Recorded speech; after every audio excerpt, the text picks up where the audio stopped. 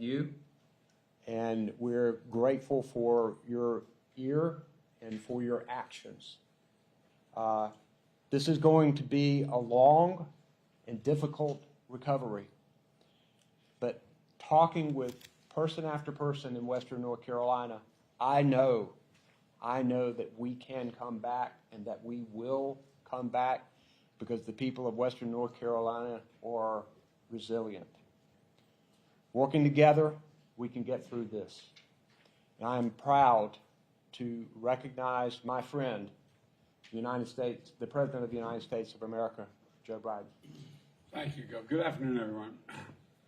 I don't have to tell this group that Hurricane Helene has been a storm literally of historic proportions. The damage is still being assessed, and many people are still unaccounted for. So I'm here to say the United States, the nation, has your back. The nation has your back. We're not leaving until you're back on your feet completely. You know, we're in a situation where earlier this morning I met with state and local police in Greenville, South Carolina. Then I took an aerial tour of Western North Carolina to survey the damage, and came here in Raleigh to receive a briefing from all of you. And we've been working nonstop to provide the support that you need and the survivors need. You know, my heart goes out to everyone who has experienced the unthinkable loss, but we're here for you. And I want to thank Republican Governor of South Carolina and the Democratic Governor of North Carolina and all the elected officials who focused on the task at hand. In a moment like this, we put politics aside. At least we should put it all aside, and we have here. There are no Democrats or Republicans, there are only Americans. And our job is to help as many people as we can, as quickly as we can, and as thoroughly as we can. You know, that's why even before the storm hit, I directed the entire federal government to use every possible resource to help communities across the nation, across the region, get ready. We deployed over 1,000 first responders throughout the Southeast. I immediately approved emergency declarations as soon as I received the requests from your governors. Today, I approved the request of Governor Cooper for the federal government to cover 100% of all the costs for debris removal, emergency protective measures for 6 months, all the costs. Well,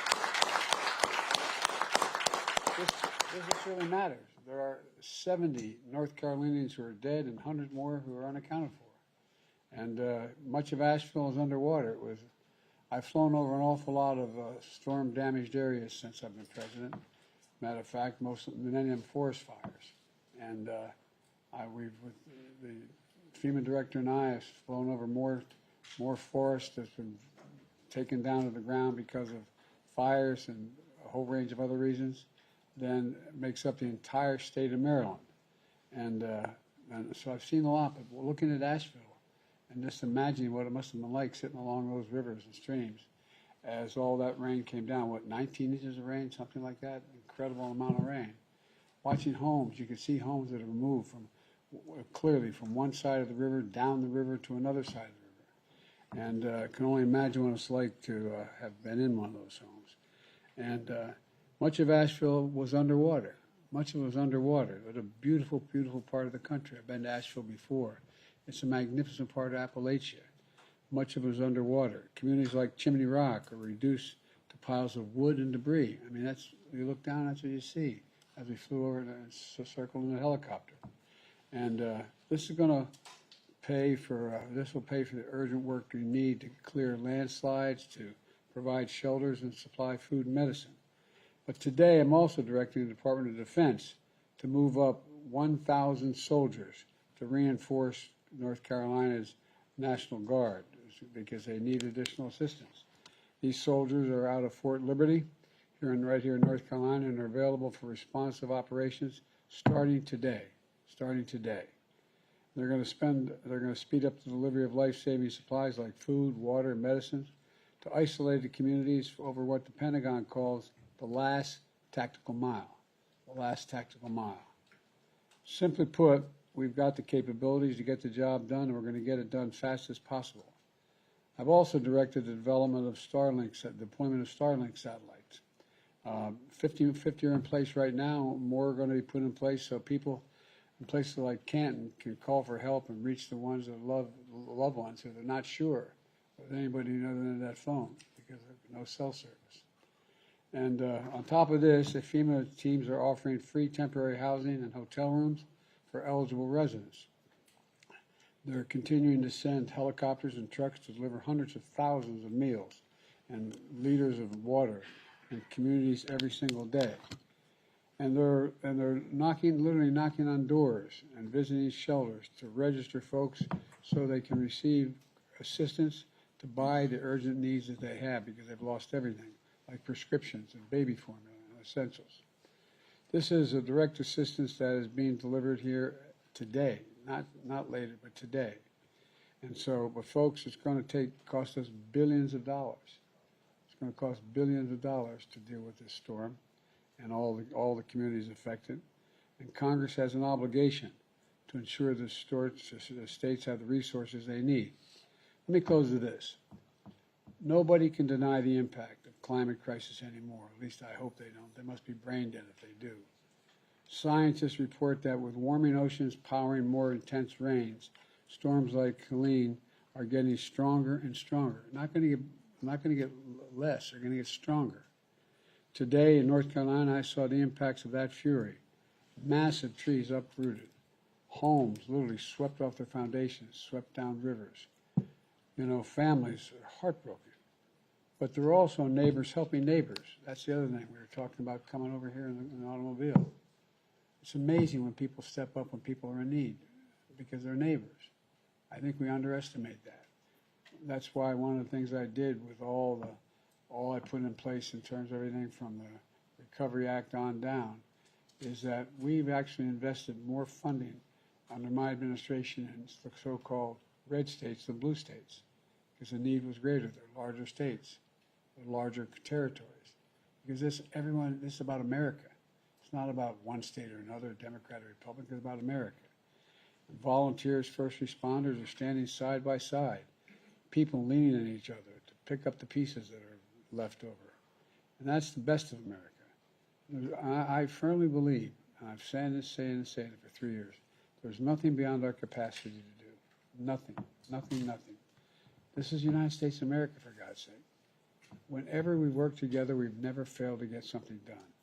So I thank everyone who has been working tirelessly and cold, wet, and hungry to get the job done. And Kamal and I are here until the end. I want to God bless you all, and I'd like to turn it now over to Director Will Ray.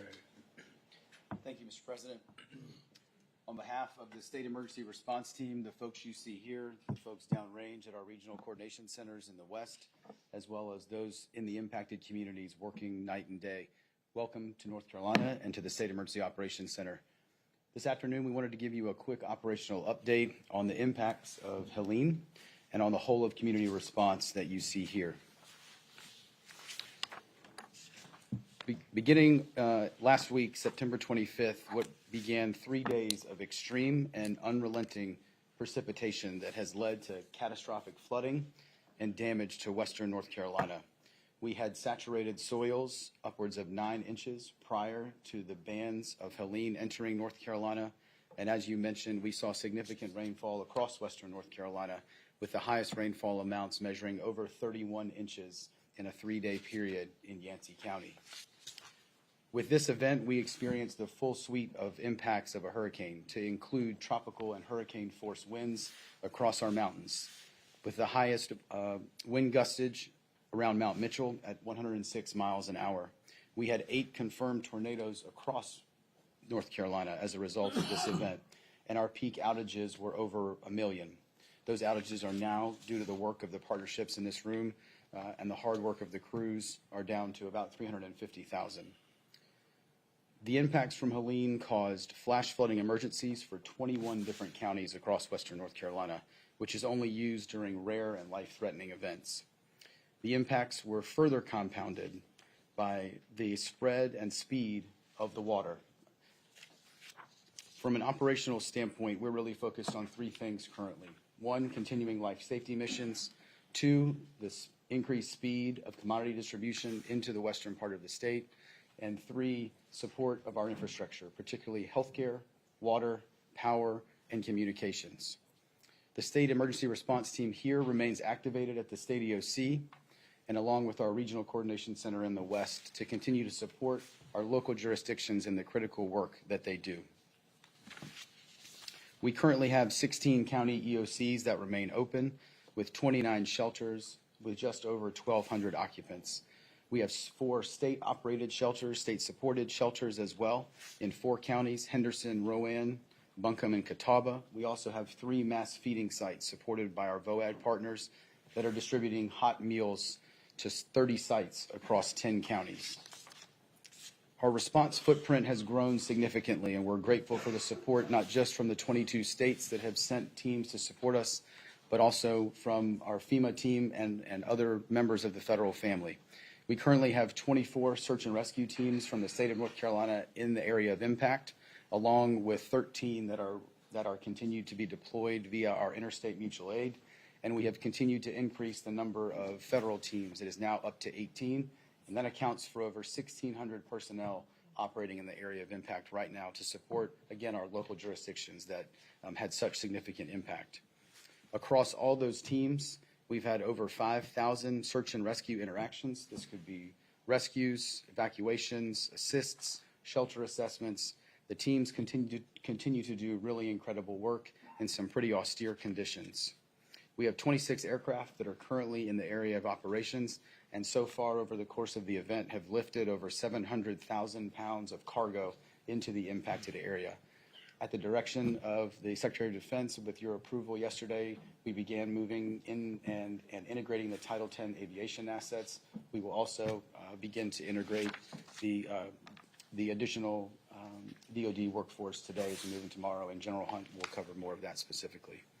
As you can see from the federal force laydown slide, not only do we have Title X assets here, we continue to have federal search and rescue, U.S. Army Corps, EPA, a very large contingent of our health and human services partners that are supporting both hospitals with 2 disaster medical assistance teams, as well as supporting the state in healthcare infrastructure assessment and other health and medical needs, such as federal ambulances.